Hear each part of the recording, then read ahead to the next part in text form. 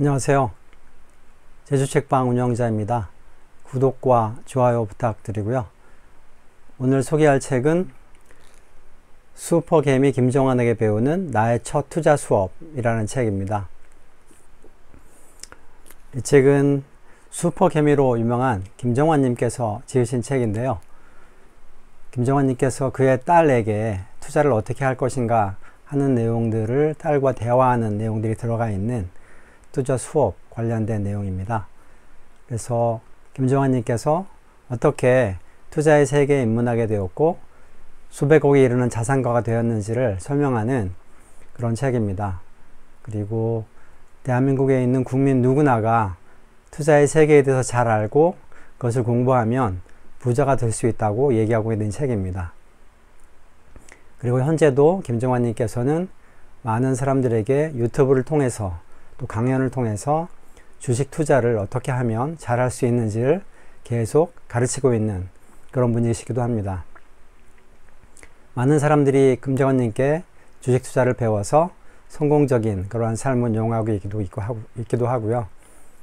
그래서 많은 사람들이 도움을 받아서 경제적인 자유를 이루어서 행복한 삶을 누리고 있기도 합니다.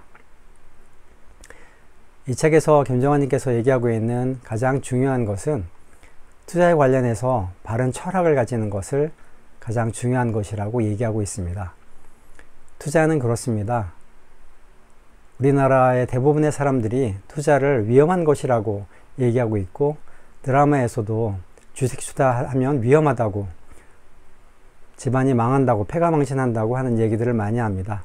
그래서 국민 대부분이 주식 투자를 하지 않는 주식을 투자하면 큰일이 나는 것처럼 생각하는 그런 분위기가 팽배해 있어서 주식시장이 다른 선진시장에 비해서 굉장히 저평가되어 있고 잘 성장하지 않는 그런 모습을 보이고 있습니다. 이러한 것들이 국민들이 주식을 투자하는 것에 대해서 긍정적이지 않기 때문이라고 얘기하고 있는데 이런 것들을 좀 개선해서 많은 국민들이 주식 투자에 대해서 바르게 이해하고 그 시장에서 성공할 수 있는 방법에 대해서 배웠으면 좋겠습니다. 그래서 많은 사람들이 투자를 통해서 부자가 되는 길에 이뤘으면 좋겠는데요. 사실 우리가 월급을 받아가지고는 결코 부자가 될 수 없습니다.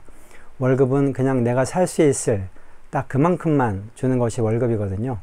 먹고 살 수 있을 정도만 받는 것이 월급인데 그것을 가지고 적금을 통해서나 돈을 모아서 부자가 되는 일은 결코 불가능합니다. 현재 우리는 농경문화 사회가 아니라 자본주의 시대에 살고 있는데요. 자본주의는 내가 가진 돈을 추가해서 다른 사람들의 돈까지 자본으로 조성을 해서 그 돈을 투자해서 사업을 하는 그런 것이 자본주의입니다. 나의 자본만 가지고는 리스크가 있고 규모가 굉장히 작지만 많은 사람들의 자본을 공동으로 투자할 수 있게 되면 리스크도 훨씬 줄어들게 되고 훨씬 더 많은 이득을 얻을 수 있는 그런 것이 자본주의의 기본적인 철학이고 논리입니다. 그런데 이런 자본주의 시대에 살고 있으면서 자본의 그런 힘을 알지 못하고 자본이 하는 역할에 대해서 이해하지 못하면 주식이 위험하다는 것이라고 생각할 수 있고 주식시장에 투자하지 않는 것입니다. 그래서 이러한 것들을 좀 개선해야 되는데 가장 세계에서 선진화된 시장은 역시 미국입니다. 전 세계 주식시장의 시가총액을 비교했을 때 미국이 한 45% 정도의 시장 규모를 차지하고 있어서 전 세계 시장의 거의 반 정도를 미국이 차지하고 있고요. 그리고 그 이외에 일본이나 중국이나 유럽의 많은 나라들이 많은 비중을 가지고 있는데 일본도 한 7% 정도 되고요. 중국도 한 9% 정도가 됩니다. 중국이 미국을 능가하는 세계 패권국이 될 것이라고 얘기를 하고 있는데 또 그런 꿈을 가지고 경제를 계속 성장시키고 있는데 주식시장 면에서 보면 아직 미국의 4분의 1에서 5분의 1 정도밖에 되지 않는 그런 시장입니다. 아직 자본주의가 본격적으로 꽃피운 그런 나라라고는 볼 수 없는데요. 그리고 일본 같은 경우에도 과거 플라자 합의가 있기 전에는 미국을 능가하는 그런 나라가 될 것이다 라고 했었는데 그 이후 미국은 일본에게 플라자 합의를 통해서 환율과 관련된 협약을 체결하게 만들었고 그 이후 미국 일본은 굉장히 어려움을 겪는 그런 시장이 됐습니다. 현재 일본의 주식시장 규모는 전 세계에서 한 7% 정도밖에 되지 않는 그런 시장입니다. 이에 비해서 한국도 지금 뭐 G12에 들어가는 굉장히 경제적으로 성장한 그런 국가라고 자부하고 있습니다만은 주식시장에서 보면 한국의 주식시장 규모는 2%밖에 되지 않습니다. 그 정도로 주식시장 규모가 굉장히 작고 또 취약하고 제대로 평가받지 못한 그런 시장이라고 인식되고 있습니다. 그 이유는 무엇일까요? 그것은 국민들이 주식에 투자하지 않기 때문일 것입니다. 주식이 위험한 것이라고 생각하고 주식에 적극적으로 투자하지 않는 그런 시장이다 보니까 시장 규모가 굉장히 작고 외국인들의 투자에 따라서 시장이 굉장히 휘청휘청하는 그러한 취약한 시장이 됩니다. 그리고 외국인들의 공매도나 이러한 것들의 공격 대상이 되어서 외국인들이 돈을 벌기 쉬운, 외국인들이 가지고 놀기 쉬운 그런 시장이라는 인식이 굉장히 강해 있고 현실적으로도 그런 시장이 되고 있습니다. 이러한 것들을 개선하기 위해서 저자는 많은 사람들이 주식에 계속 투자해야 된다고 얘기하고 있습니다. 미국 같은 경우에는 거의 기관 투자자가 시장의 절반을 차지하고 있어서 굉장히 안정적인 그런 시장입니다. 근데 우리나라 같은 경우에는 기관의 규모도 작고 오히려 외국인의 규모가 모든 중요한 회사의 거의 절반 정도를 외국인이 지분을 가지고 있을 정도로 외국인의 지분이 굉장히 많이 있다 보니까 그런 면에서 굉장히 문제가 아닐 수 없고요. 이런 것을 좀 개선하기 위해서 연기금이라든가 사학연금이라든가 그 다음에 퇴직연금도 우리 주식시장에 많은 비중으로 투자를 해서 우리의 시장을 좀 키우는 그런 일이 필요한 것 같습니다. 그리고 우리나라의 주식시장이 이렇게 저평가된 이유 중에 하나는 아마도 투명성 때문인 것 같습니다. 기업들이 2세, 3세, 4세까지 창업한 이후에 기업을 물려주는 그런 일이 되풀이되고 있는데요. 물론 그 기업을 물려받은 후손들이 기업을 잘 경영하면 모르겠지만 그렇지 않은 경우가 굉장히 많이 있습니다. 왜냐하면 과거에도 그렇지만 우리가 조선왕조를 생각해 보면 많은 좋은 왕들이 있었지만 또 국가를 굉장히 어려운 상황에 빠뜨리는 굉장히 허약한 왕들도 굉장히 많았습니다. 이런 것처럼 가장 우수한 인재 중에서 나라를 이끌 만한 좋은 그런 능력이 있는 사람을 리더로 뽑는 그런 것이 아니라 그냥 자식에게 왕위를 물려주는 그러한 왕조 시대이다 보니까 왕의 역할에 따라서 왕의 능력에 따라서 굉장히 나라가 부침을 심하게 겪는 그러한 상황들을 많이 봤습니다. 회사들도 마찬가지인데요. 물론 자식들이 경영을 잘 할 수도 있지만 그렇지 않은 경우가 굉장히 많이 있기 때문에 가장 능력 있는 사람에게 회사의 경영을 맡기는 것이 바람직한 회사의 운영 형태라고 생각이 됩니다. 미국의 경우는 이런 것들이 굉장히 투명하게 잘 이루어져 있습니다. 이사회가 주주들의 이익을 대변해서 회사를 잘 경영할 수 있는 사람에게 CEO를 맡기는 것인데요. 그리고 CEO를 맡겼다가 실적이 좋지 못하면 바로 또 이사회에서 CEO를 교체하기도 합니다. 그러나 우리나라는 주주들의 이익을 대변하기보다도 회사를 가지고 있는 대주주의 이익을 대변하다 보니까 이러한 바람직한 모습들이 아직 정착되지 않고 있는 상황인데요.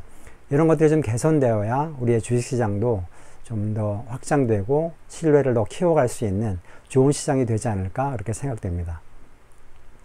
그럼에도 불구하고 저자는 이러한 시장에서도 저자는 미국 시장에는 투자하지 않고 대부분 국내 시장을 분석해서 투자를 해서 부자가 된 그런 사례인데요. 이렇게 여러 가지 시스템이나 제도적으로 문제가 있긴 하지만 그래도 회사를 잘 찾아서 분석을 하고 하면 돈을 벌 수 있다는 것이 이제 저자의 입장입니다. 그래서 저자는 한국 시장에서 그런 투자를 통해서 굉장히 부자가 된 성공 사례를 보여주고 있는데요. 가장 중요한 것은 어떤 회사를 고를 것인가 하는 것입니다. 시장에는 굉장히 많은 회사들이 있는데요. 주가가 계속 올라가는 그런 회사도 있고 주가가 계속 폭락하는 그리고 결국은 상장 폐지되는 그런 일을 겪는 회사들도 있습니다. 이러한 것들을 어떻게 판단해야 될까요? 많은 사람들이 주식시장에 참여하고 있지만 많은 유명한 사람들이 얘기하고 있듯이 시장을 조울증 환자라고 얘기하고 있는 그런 사람들이 굉장히 많이 있고요. 저도 주식시장에서 공부를 쭉 하다 보니까 그런 말이 맞는 것 같습니다. 투자자의 절반 이상은 진짜 환자인 것 같습니다. 회사의 실적을 잘 분석하고 회사의 미래를 잘 내다볼 수 있으면 그 회사의 주식 가치는 계속 성장해야 되고, 또 어떤 회사의 주식은 계속 어려움을 겪는 게 맞는데, 상황이 어려워지면 모든 회사의 주식이 다 하락하고, 또 상황이 좋아지면 모든 회사의 주식이 같이 동반상승합니다. 이것은 최근 연방준비제도, 미국의 페드의 입장을 보면 잘 알 수 있는데요. 페드에서 작년 올해 들어서 팬데믹이 끝나고 너무 많은 유동성 때문에 인플레이션이 발생하고 있습니다. 그래서 그 인플레이션을 잡기 위해서 금리를 지속적으로 인상하고 있는데요. 올해 상반기에 끝날 줄 알았는데 다시 하반기에 2차례 정도의 인상이 더 있을 것이라고 그렇게 시장이 전망하고 있고, 연방준비제도의 회원들이 그런 얘기들을 지속적으로 시장에 내놓고 있습니다. 하반기에 2차례 정도 더 인상이 예상되는데요. 그러면 주가는 또 어려움을 겪게 될 텐데요. 왜냐하면 주가가 금리에 굉장히 영향을 받기 때문입니다. 물론 기업들이 투자를 해서 돈을 벌려면 시장에서 돈을 빌려와서 그 돈으로 투자를 하게 되는데요. 금리가 높으면 자금을 조달하기가 어렵기 때문에 회사들이 경영을, 새로운 사업을 펼치기가 굉장히 어려움을 겪습니다. 금리가 높으면 돈을 빌리더라도 더 많은 돈을 갚아야 되기 때문에 이익을 내기가 그만큼 힘들어지는 상황이죠. 그래서 금리가 높을 때 회사들이 실적을 잘 내기가 굉장히 어려운 상황입니다. 그래서 주가가 금리가 올릴 때 주가가 계속 하락하는, 제대로 힘을 못 쓰는 그런 경향을 보이는데요. 그리고 그것만 있는 것이 아니라 이런 페드에서 금리를 인상한다는 그런 뉴스가 시장에 굉장히 안 좋은 공포 심리를 자극하게 만들어서 많은 사람들이 그 심리적으로 위축돼서 주식을 내다 팔게 돼서 주가가 떨어지는 그러한 상황을 보고 있습니다. 그래서 시장을 조울증 환자라고 표현하고 있는 것인데요.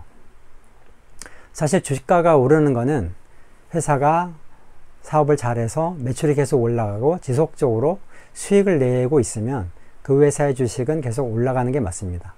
그리고 회사가 영업을 잘 못해서 계속 손실이 발생하고 이익을 내지 못하면 그 회사의 주식은 떨어지는 게 맞습니다. 그런데 작년 같은 경우에 거의 모든 주식이 30% 이상 폭락을 했는데요.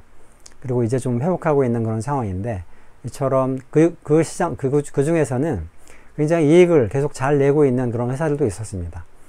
그리고 팬데믹으로 인해서 어려움을 겪는 회사도 있었는데, 그 모든 것을 다 무시하고 모든 회사의 주식이 30% 이상 폭락하는 그런 상황을 맞았는데요. 시장이 현명하지 않고 그런 것들을 잘 분석하지 않기 때문에, 그리고 많은 사람들이 이런 휩쓸리기 때문에 그런 상황이 벌어지고 있는데요.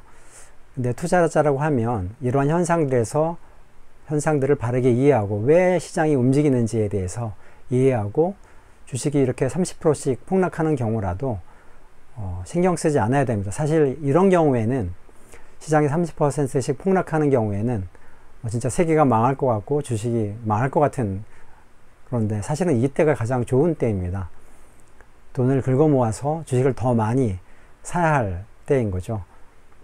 워런 버핏이 얘기했습니다. 시장에 안 좋은 뉴스가 넘쳐날 때, 곧 침체가 온다, 30% 이상 폭락이 이루어진다, 이럴 때 박수를 치면서 주식을 사 모으라고 얘기하고 있습니다. 왜냐하면 좋은 회사의 주식이 이럴 때 박앤세일을 하는 셈이거든요. 그런데 이런 상황이 끝나면 좋은 회사의 주식은 다시 오르게 되어 있습니다. 애플 같은 경우에도 그랬는데요.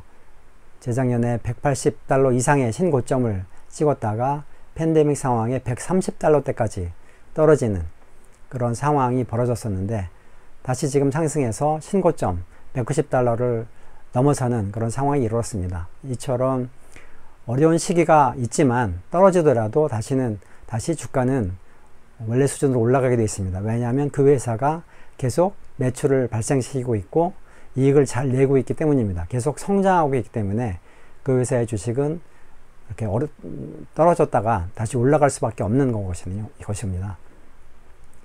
그래서 저자가 그럼 이렇게 시장에서 주식을 통해서 돈을 벌기 위해서 어떻게 해야 되느냐? 가장 중요한 것은 공부라고 얘기하고 있습니다. 전체적으로 주식시장에서 어떠한 산업 분야, 산업 섹터라고 얘기하는데요. 어떠한 산업 분야가 지속적으로 성장할 것인가에 대해서 공부를 해야 된다. 그리고 그 산업 분야 중에서 지속적으로 성장하고 미래에도 좋은 실적을 낼 수 있는 회사가 어떤 회사인지 그런 것들을 분석을 통해서 찾아내야 된다. 그리고 그 찾은 회사에 대해서 그 회사의 주가가 흔들리든 떨어지든 올라가든 지속적으로 투자를 해야 된다. 왜냐하면 그 회사의 실적이 장기적으로 10년, 20년도에 이런 비전을 봤을 때 성장할 것이라고 생각된다면 이런 주가의 변동이 흔들리지 말고 그 회사의 미래에 대해서 성장할 것이라는 확실한 그런 견해가 분석이 있다면 믿고 투자를 하라는 것입니다. 그리고 또 주식을 투자할 때 뭐 여러 사람이 얘기하는 것이기도 한데요. 사실 주식은 그 회사와 동업을 하는 것입니다. 내가 애플의 주식을 사는 것은 애플이라는 회사의 동업자가 되는 겁니다. 비록 나의 지분이 얼마 되지는 않지만 그 회사의 주식의 일부를 가지고 있다는 것은 그 회사의 경영에 내가 참여하고 있다는 것입니다. 그래서 회사를 선택할 때는 내가 그 회사와 동업을 하는 것이기 때문에 여러분들이 동업자를 선택하는데 아무 회사나 막 선택하시겠습니까? 아니죠. 어떤 사람과 동업을 할 것인지, 그 사람이 과연 신뢰할 만한 사람인지 이런 것에 대해서 잘 알아야 되지 않겠습니까? 그래서 그 회사에 대해서 잘 분석하고 실적을 잘 분석하고 재무제표를 잘 읽고 실제적으로 돈을 잘 벌고 있는지를 잘 알아봐야 되고요. 그리고 이 회사의 미래가 지속적으로 투자를 잘하고 있어서 미래에 있어서도 시장에서 계속 지배적인 그런 투자자로서 지배적인 시장 지배자로서 역할을 계속 할 것인가, 계속 성장해 갈 것인가, 이런 것들을 분석을 해서 확신을 가진 그런 회사에 투자라는 것입니다. 그럼 그 회사는 지속적으로 실적을 낼 것이고, 만약 그 회사의 전망이 어두워지거나 경영자가 뭐 다른 짓을 한다거나 또 시장의 지배자가 경쟁자가 너무 많아져서 어려워진다든가 뭐 이럴 때는 이제 그 회사 주식을 팔고 나와야 되겠죠. 그렇지만 시장의 이런 전망들을 잘 분석해서 그런 것들이 확실하다고 여겨질 때 그 회사의 주식을 사고 보유하고 그 회사를 계속 공부하라는 것입니다. 보유하고 나서도 역시 공부가 끝나시는 것이 아니고 이때부터 더 많이 공부해야 된다고 얘기하고 있습니다. 그 회사가 계속 실적을 잘 내고 있는지, 그리고 지속적으로 시장에서 지배적인 위치를 점유하기 위해서 신규 사업을 발굴하고 있는지, 그리고 계속적으로 매출이 성장하고 있는지, 이익이 전년 대비 성장하고 있는지, 이런 것들을 주기적으로 관찰하고 분석하고 공부를 더 해야 된다는 것입니다. 이렇게 공부를 많이 해야 주식시장에서 성공하는 그런 투자자가 될 수 있지, 그냥 남의 말만 듣고 투자하는 사람은 성공하기 굉장히 어렵다는 것입니다. 지금 시장에 보면 유튜브에서도 그렇고 이런 주식을 사라 하고 얘기하는 사람들이 굉장히 많이 있습니다. 그런데 그런 사람들의 말만 믿고 시장이 좋을 것 같으니까 주식에 투자하라, 이런 사람들이 굉장히 많이 있는데, 그런 사람들의 말을 믿고 투자하게 되면 이건 정말 실패하는 지름길입니다. 투자를 하려면 그 회사에 대해서 잘 공부하고 그 회사가 정말 미래에도 수익을 낼 수 있는지 이런 것들에 대한 확신을 가진 다음에 투자를 해야 됩니다. 남의 말만 듣고 투자하는 것은 정말 문제가 있고요. 우리나라에서 많은 연예인들이 남의 말만 듣고 사모펀드에 투자했다가 굉장히 낭패를 본 경우가 굉장히 많이 있는데요. 이것 때문에 이제 주식시장에 대한 불신이 생겨났는데, 이거는 공부를 하지 않고 단기간에 돈을 많이 벌 수 있다, 이러한 투자자의 유혹에 넘어가서 사기를 당한 겁니다. 자기가 공부를 하고 주식시장에 대해 제대로 알고 자기가 투자하는 회사에 대해서 제대로 알게 되면 이러한 실수를 막을 수 있습니다. 그리고 공부를 열심히 하면 어떤 회사가 10년, 20년 후에 시장에서 장기적으로 성장할 수 있는지에 대해서도 알 수 있습니다. 그리고 그런 분야에서 좋은 시장을 찾아서, 좋은 회사를 찾아서 공부를 하고 선정을 하면 주식 투자는 성공할 수밖에 없습니다. 물론 이런 경우에도 시장의 상황에 따라서 주가가 하락할 수도 있습니다. 그러나 장기적으로 보면 주가는 다시 올라가고 상승하는 그런 추세를 보입니다. 미국 시장 같은 경우에는 지난 30년간 연평균 S&P 500이 10.3% 정도 계속 성장했습니다. 물론 이 기간에는 리만 브러더스 사태도 있었고 그 기간에 뭐 30% 이상 시장이 폭락하기도 했습니다. 그렇지만 이런 기간을 모두 포함해서 지난 30년 동안 연평균 수익률이 10%가 넘었습니다. 이런 것을 봤을 때 시장에 대해서 잘 분석하고 계속적으로 공부하고 좋은 회사를 찾아서 투자하면 투자는 성공적인 그런 길로 갈 수가 있습니다. 가장 중요한 것은 시장을 잘 공부하고 회사를 잘 공부해서 어떤 회사가 계속 성장할 수 있는지 그것을 계속 공부하는 것이 중요하다는 것이죠. 이 책 나의 첫 투자 수업에서 김정환 님께서 얘기하고 있는 것도 그런 부분입니다. 공부가 제일 중요하다.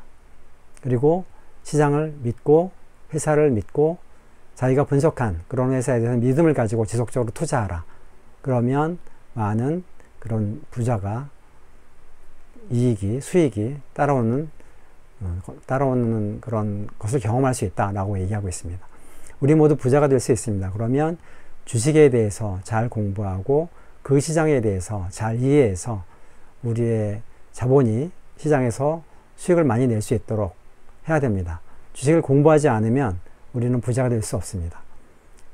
근데 이미 세계는 자본주의 시계가 된 지 수백 년이 지났습니다. 그리고 그 시장에서 돈을 벌고 있는 많은 사람들이 있습니다. 그런데 우리는 그런 것들을 이해하지 못하고 그저 집만, 부동산에만 몰두하고 예금만 가지고 부자가 되려고 하는 경향이 있는데 그런 것에서 탈피해서 주식에 투자해야 됩니다.